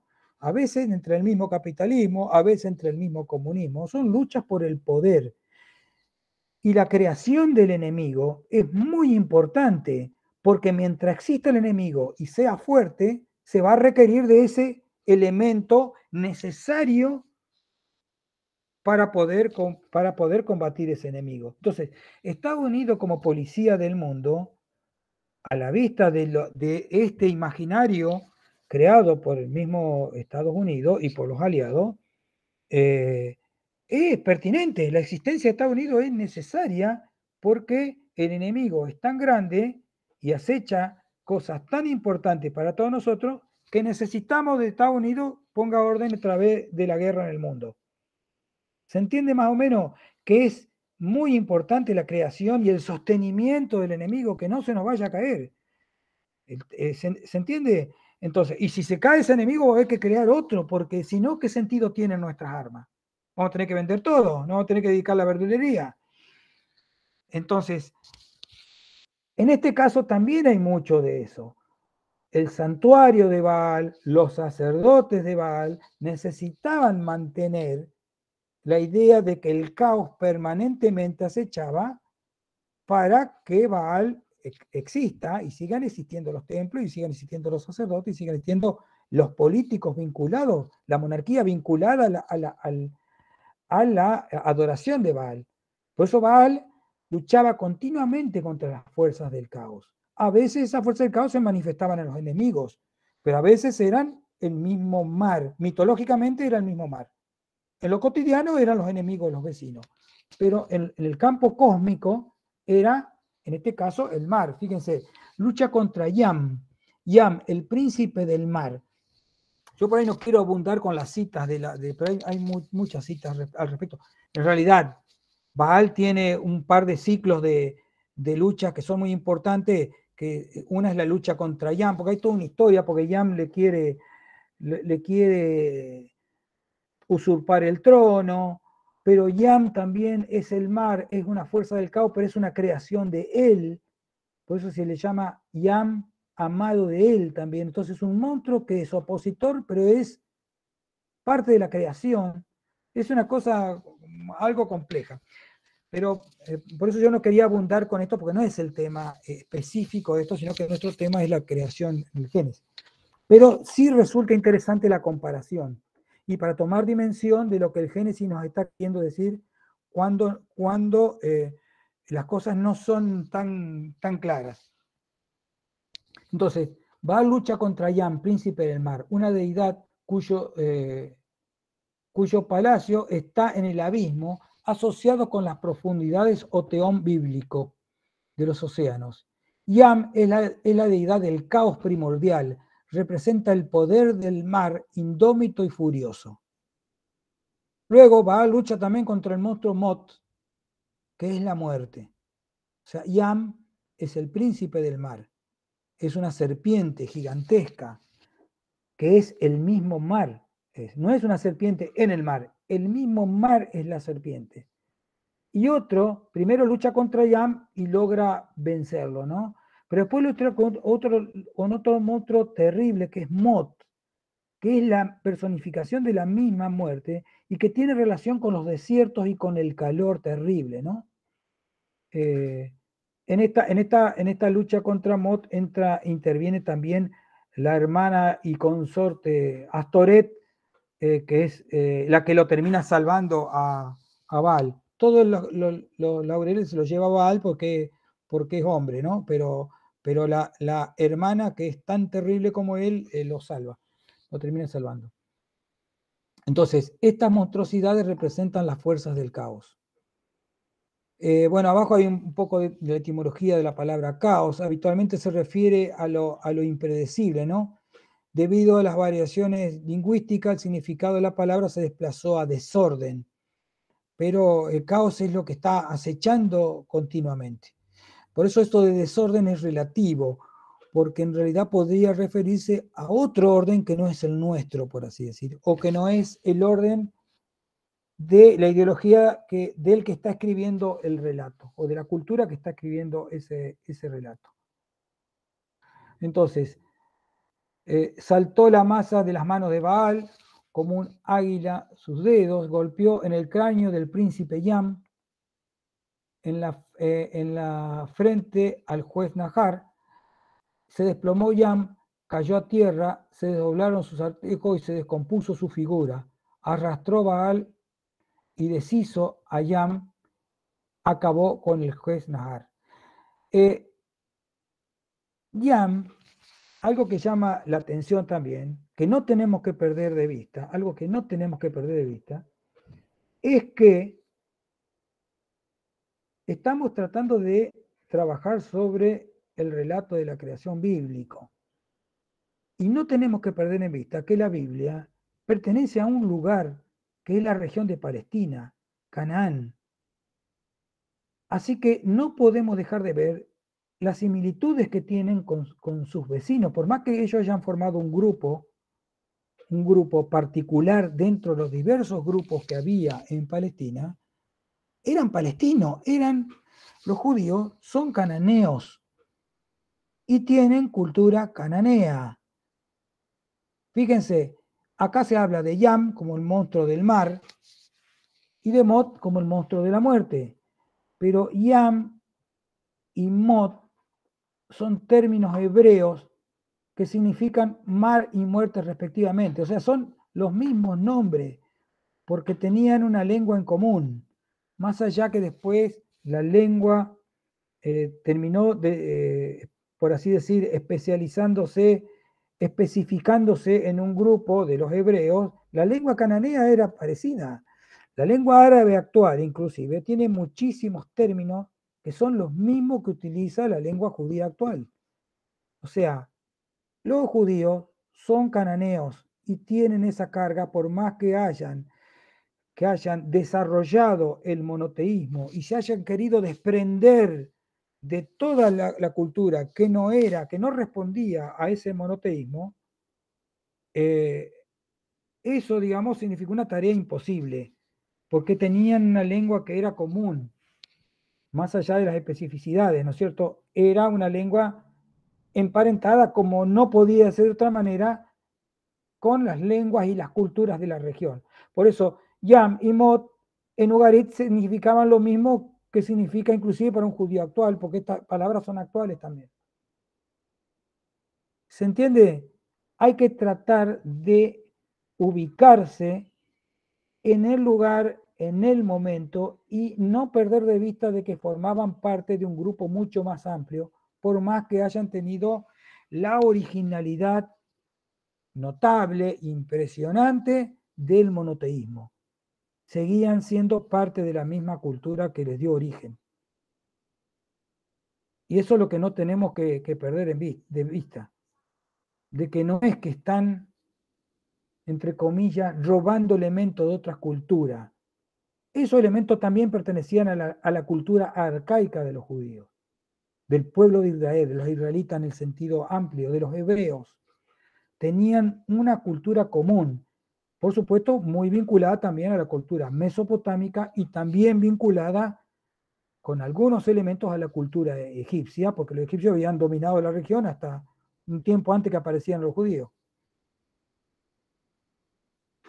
Entonces, vamos a ver el mapa que tenemos a continuación. Es el mapa del creciente fértil, que se llama la media luna fértil, que es eso que se ve ahí en color más celeste.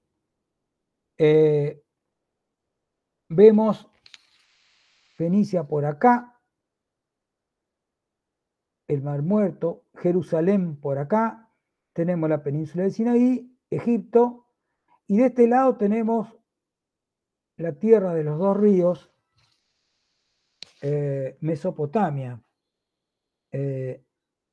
Mesopotamia significa, como nos decían, como nos enseñaban en la escuela primaria, pero para nuestra Mesopotamia, tierra entre ríos, ¿no es cierto?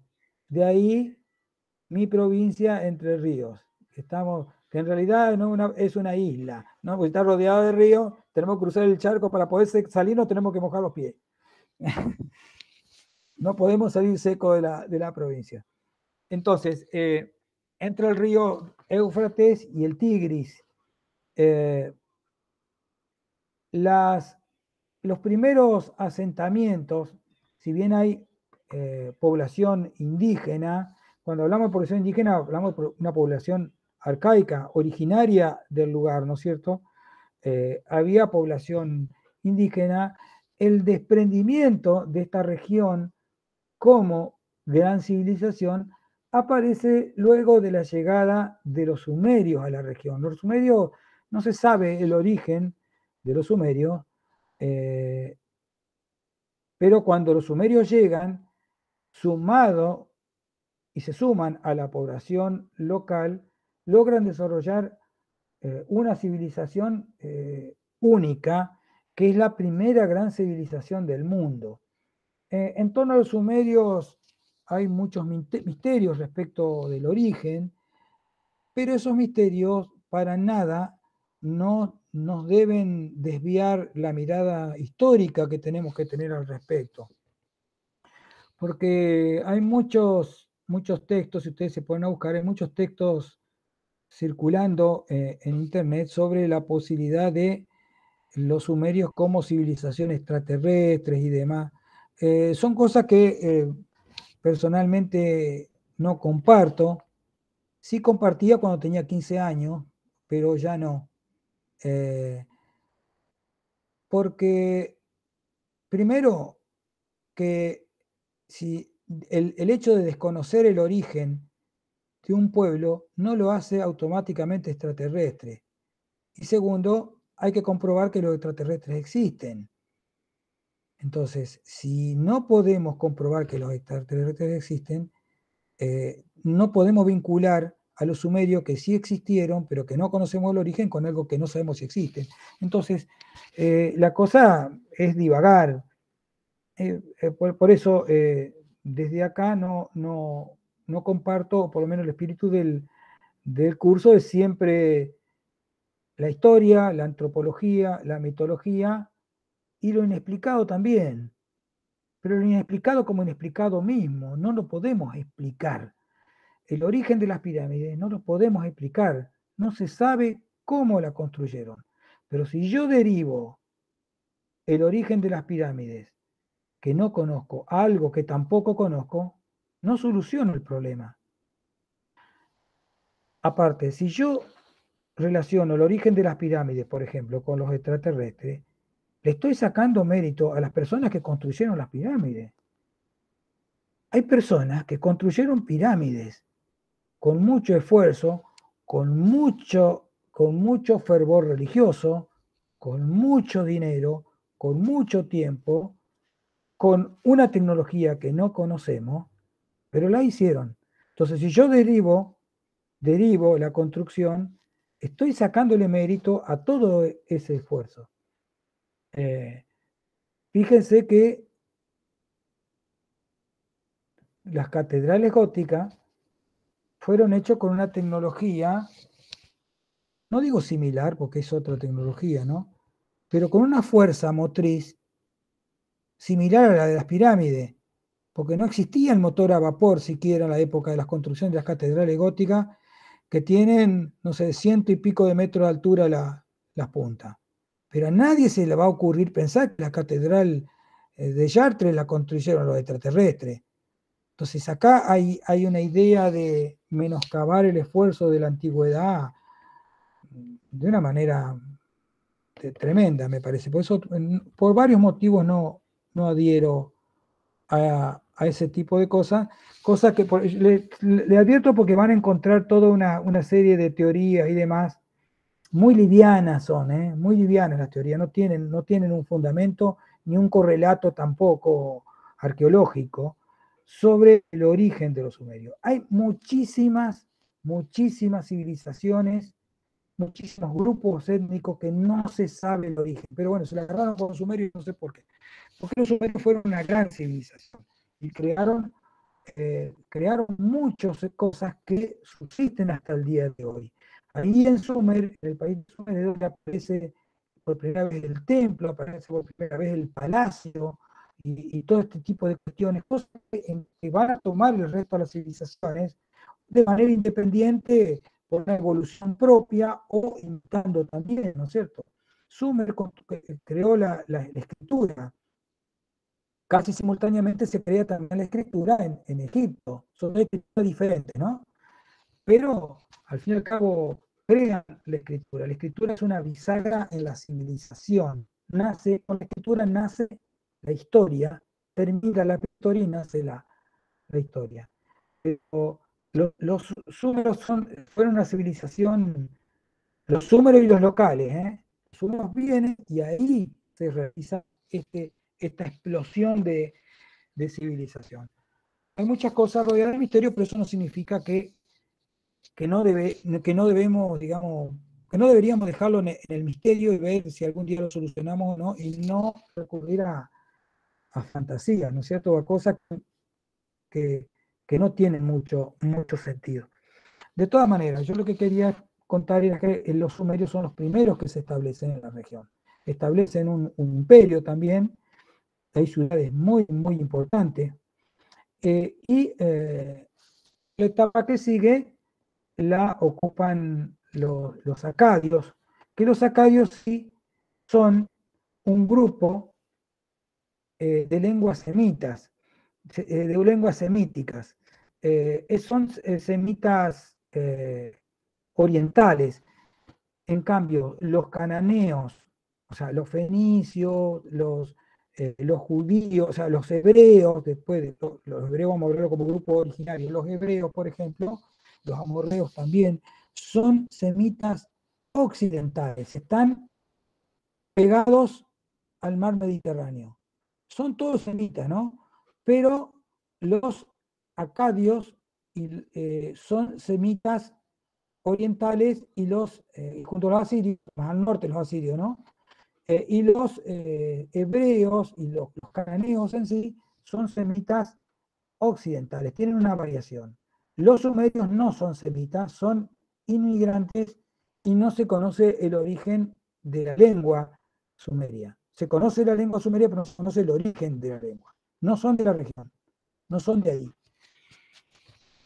Los acadios también, bueno, establecen un imperio y, bueno, hay otros imperios en el medio, imperios casitas y demás, y más tardíamente aparecen como imperio, ¿no? Aparecen, bueno, los asirios y después, bueno, los neoasirios y demás. Y los babilónicos también. Son grupos que van creando poder y se van haciendo con el control del territorio. Entonces, acá tenemos el mapa, un poco más para que veamos un poco las ciudades. Acá hay ciudades de todo tipo, hay ciudades de Sumeria, pero también hay ciudades de acá y demás. Y acá en el norte tenemos la ciudad de Asur, una ciudad, un centro del imperio asirio, de estos semitas orientales del norte.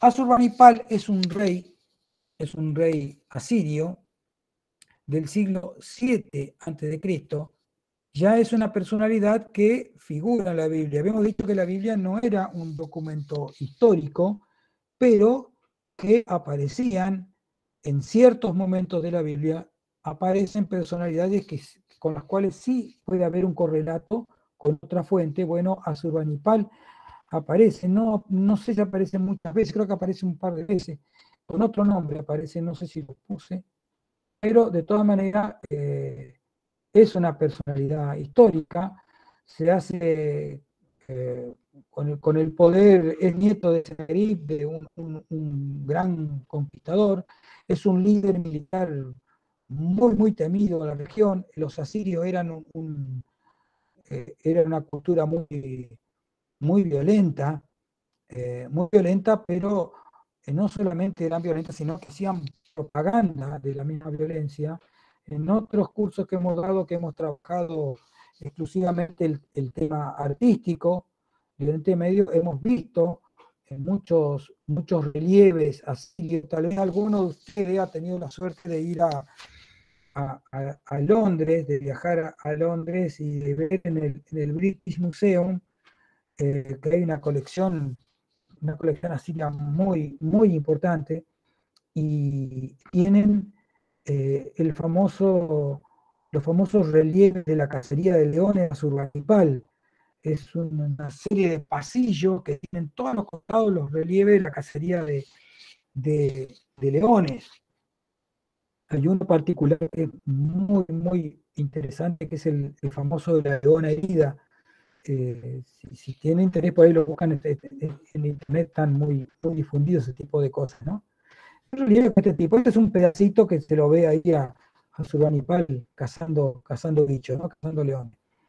Eh, pero aparte, este monarca, aparte de ser famoso por su poder y por su crueldad, también era famoso porque era un coleccionista de libros. Se dice que era uno de los pocos monarcas antiguos que sabía leer y escribir, tenía un interés casi enfermizo por los libros. O sea, cuando mandaba una campaña militar a un lugar, le decían, destruyan todo, cuélguenle, empálenlo a todos para que todos vean empalada a la gente. Pero a la biblioteca traten de mirar con cariño y tráiganmela. O sea, se iba a la biblioteca, se rescataba los libros y después se hacía el desastre total que hacían los asirios con todos los pueblos, ¿no? Entonces, y cuando a los pueblos los sometían, les pedían, digamos, que envíen las bibliotecas eh, eh, a, a- ¿cómo es? A Siria, ¿no? Para engrosar la colección del rey. Y con los pueblos amigos lo que se hacían eran copiar, había copistas que copiaban los textos. Por supuesto que las bibliotecas, lejos de ser lo que uno se imagina, eran más o menos así. Yo puse esta foto de acá arriba porque de las, eh, como es, la biblioteca de Nínive no están en buenas condiciones, de las ruinas de Nínive, ¿no? Pero esta es una de Sipar, en el sur de Mesopotamia. Eran más o menos así, este aspecto tenían esta biblioteca, y ahí se guardaban las tablillas de arcillas con la escritura, ¿no? Esto de abajo es la forma en que está exhibida en el British Museum, ¿no? En Londres.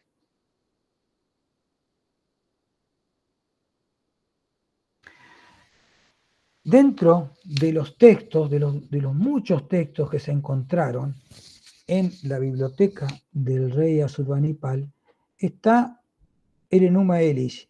Entre otros textos también se encontró la famosa epopeya de Gilgamesh, eh, que es un texto muy interesante, que en algún momento en algún curso le vamos a dedicar, tal vez un curso entero al poema, porque es muy rico, muy interesante.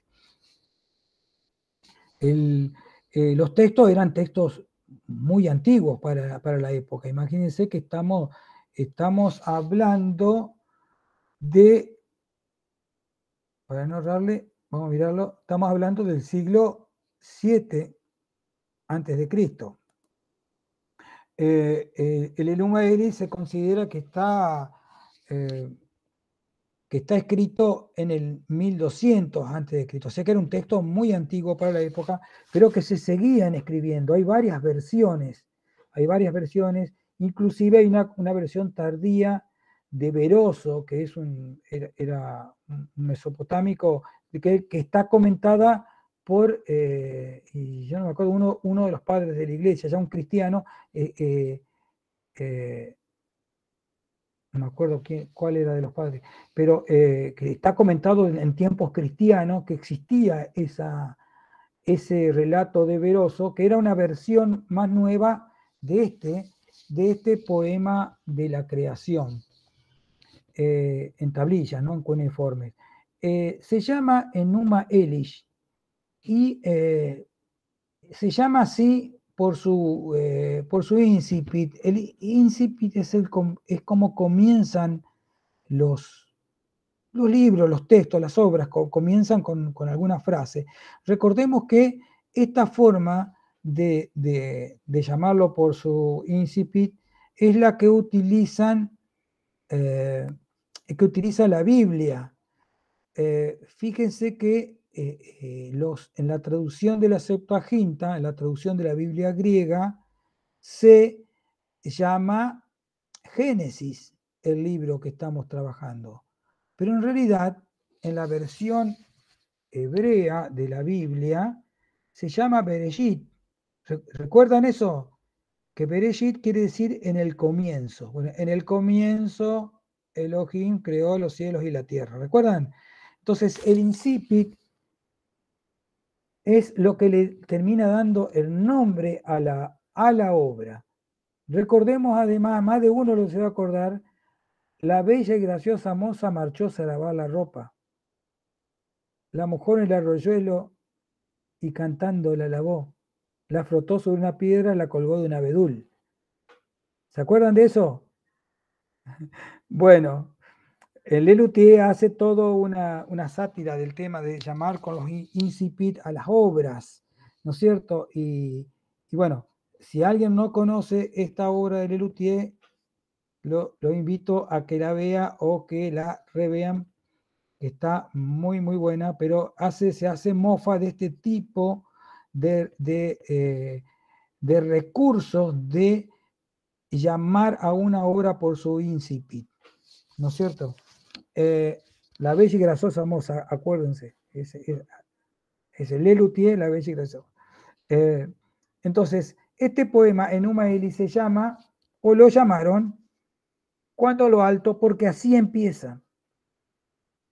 Y consta de unas 7 tablillas de arcilla que contienen unos 170 líneas cada una, y bueno, y está datada en el año 1200 a.C.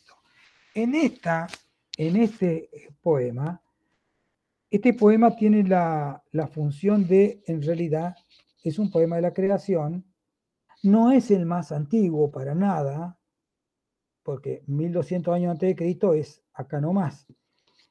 Es antiguo para Donos Urbanipal, ¿no es cierto? Pero no es tan antiguo como los poemas sumerios, que son del 2000 y pico.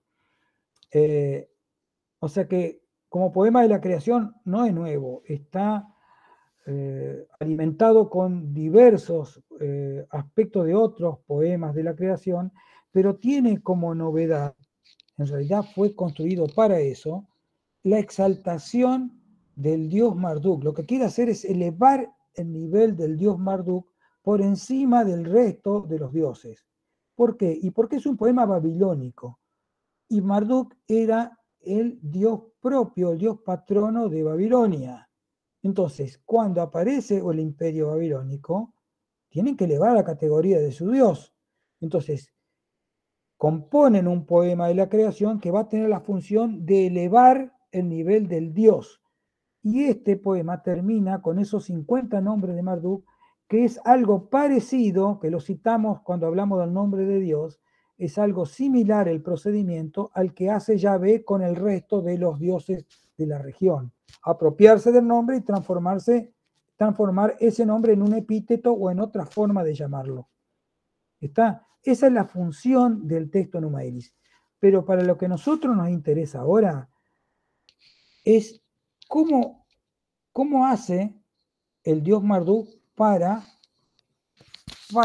crear el universo. ¿A partir de qué acción, a partir de qué materia prima se vale el dios de Babilonia para construir el universo?